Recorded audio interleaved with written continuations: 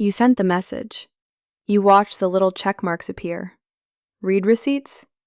On. And now? Nothing. Just a slow, agonizing wall of silence on the other side of the screen. And here's the thing nobody wants to admit. Within minutes, maybe seconds, your brain starts drafting a follow-up. Not because you have more to say, but because the silence itself feels like an accusation you desperately need to answer. Sound familiar? Of course it does. Because what you're experiencing in that moment isn't just impatience or anxiety. It's one of the most deeply wired psychological reflexes in human existence. And once you understand exactly why your nervous system treats silence like a 5-alarm fire, you will never look at your own behavior the same way again. Let's go there. There's a concept in psychology called ambiguity aversion, and silence is ambiguity in its purest, cruelest form. The human brain is a prediction machine. Every waking second, it is frantically constructing a model of what other people think, feel, and intend toward you. It is survival software, ancient and relentless. In the time of our ancestors, misreading the social signals of someone in your tribe could mean exile, and exile meant death. So the brain developed a simple rule. When social information is unclear, assume threat. Silence is unclear. Silence offers no data, and a brain with no data will, without hesitation, manufacture its own. And it will almost always manufacture the worst-case scenario first. That's why you're not just sitting with the silence.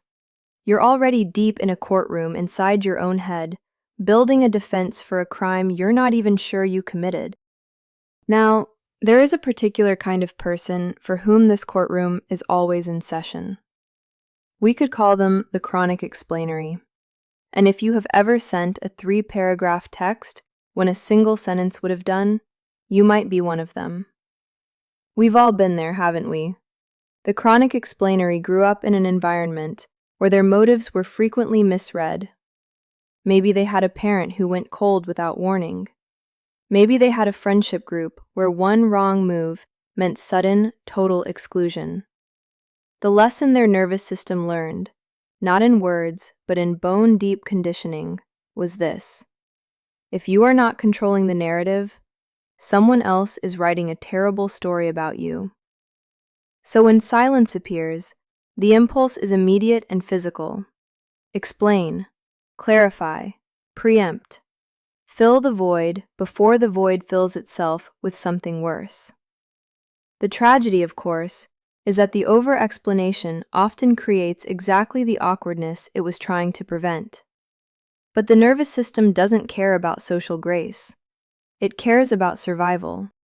But then there's a different kind of quiet, and a different kind of reactor.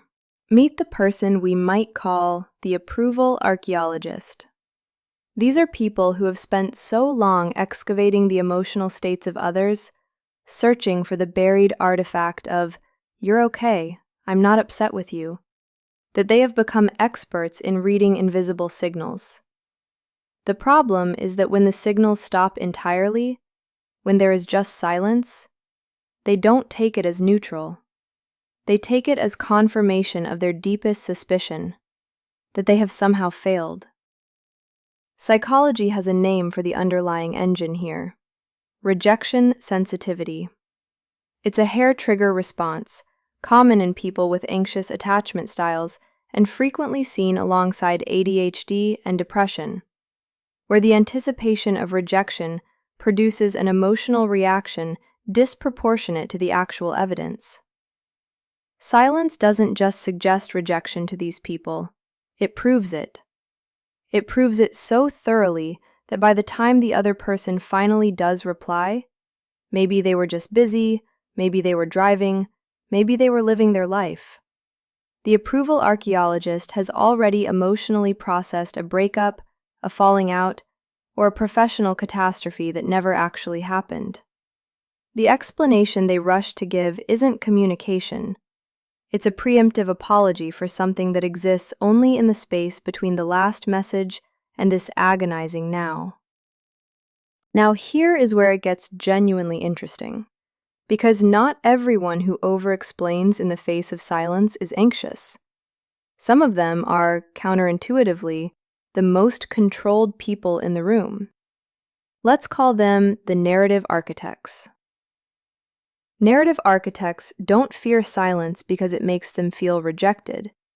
They fear it because it represents a loss of control over how they are perceived. They are master storytellers of themselves. They know exactly how they want to be understood, and silence is a chapter they didn't write. It's an open parenthesis, a footnote with no context. And that is intolerable to someone whose entire identity is built on the precision of their self-presentation. These are the people who will text a colleague to just make sure that email didn't come across wrong. They're not anxious wrecks. They're calm, composed, and completely compelled to close the loop, because an unresolved impression is a narrative out of their control. The explaining isn't a cry for reassurance. It's an editorial note. It's revision in real time. And then, quietly, persistently, there is one more type. The one perhaps most worth examining, because they're the one most of us won't want to recognize. The guilted innocent. The guilted innocent has done nothing wrong. They know they've done nothing wrong. And yet, the moment someone they care about goes silent, a low hum of guilt begins. Not for any specific thing, just guilt. A vague, shapeless sense that they must have caused this. That they are, on some fundamental level, the kind of person who causes this. This pattern has a name in trauma-informed psychology. It's sometimes called internalized responsibility, and it grows in the soil of environments where someone was repeatedly made to feel like the emotional weather of the room was their fault. The parent whose mood swings were never explained but always implied as the child's doing. The partner who weaponized withdrawal.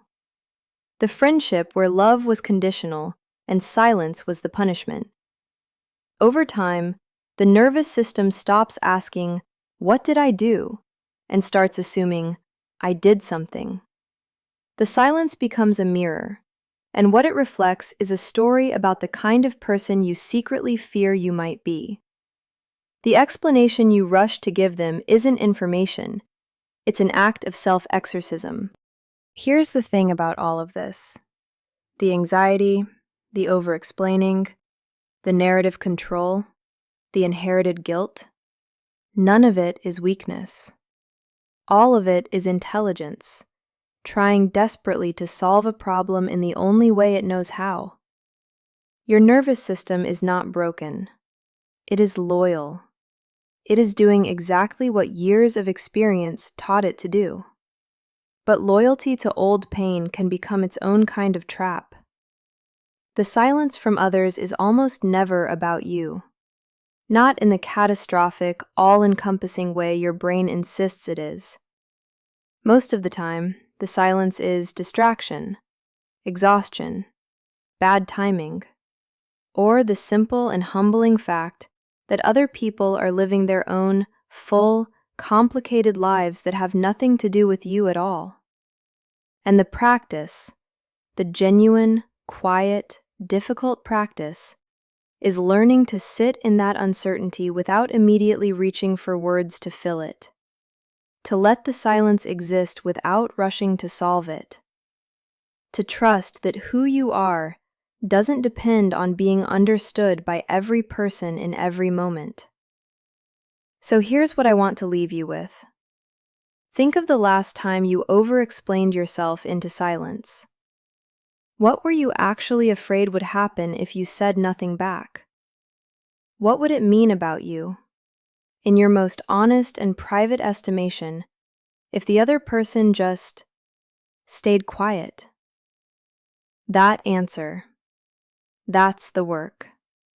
And if any part of this felt uncomfortably familiar, If you recognized yourself in one of these patterns a little too clearly, drop it in the comments. Not because you owe anyone an explanation, but because, sometimes, saying it out loud is how we begin to set it down.